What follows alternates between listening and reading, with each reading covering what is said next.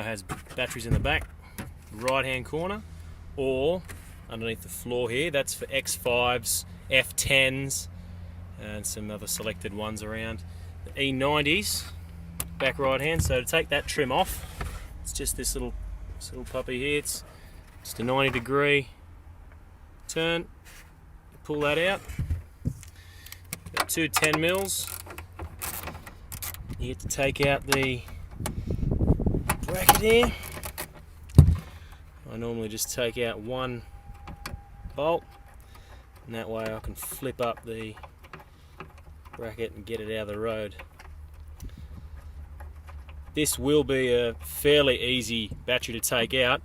The black AGM batteries are the ones you got to watch out for.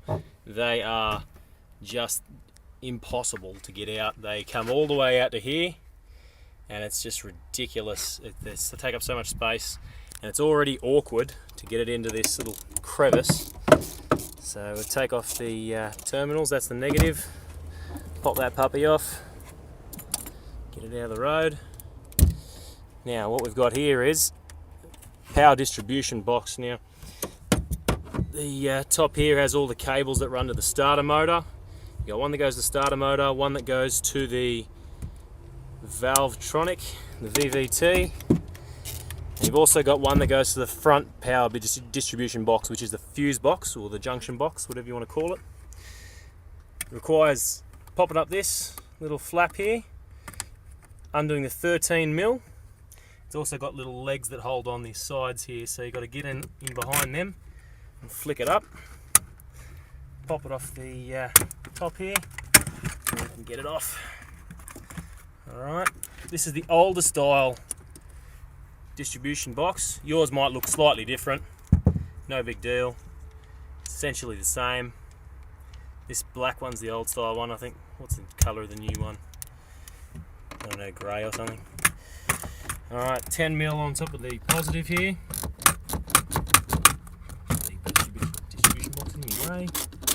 There we go. Now you just have to loosen these off until they come loose. If you keep loosening them, they'll go tight again.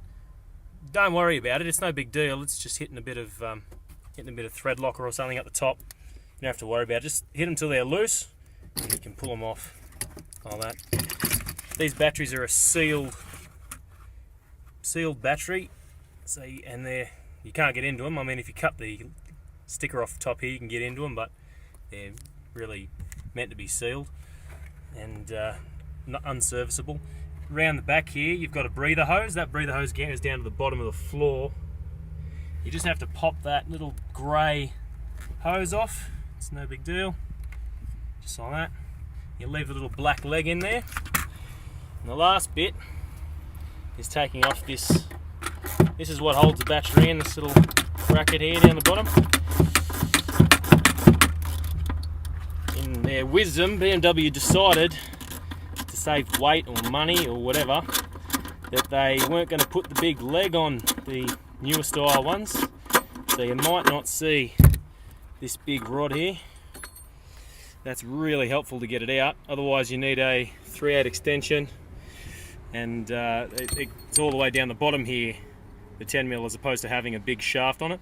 That's really helpful just to get it in and just to sort of sight it and drop it down when you're ready to put it back in. This sits in like this, that side holding up against the battery. Alright, and the last thing you got to do is to get all this stuff out of the way and pull it out. Now that's sometimes easier said than done. It might be easier with two people, and also it might be easier with two hands for me.